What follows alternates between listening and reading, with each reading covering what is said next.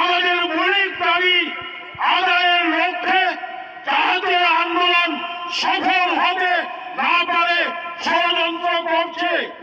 এই ষড়যন্ত্রের বিরুদ্ধে যারা ষড়যন্ত্র করছে, আজকের আস্তাবলের এই সমাবেশ তার মুখ্যম জবাব দিয়েছে। 3 দিবস সমাবেশ কেন্দ্র সরকারি সুন্দর সুবিধা ত্রিপুরা মাথার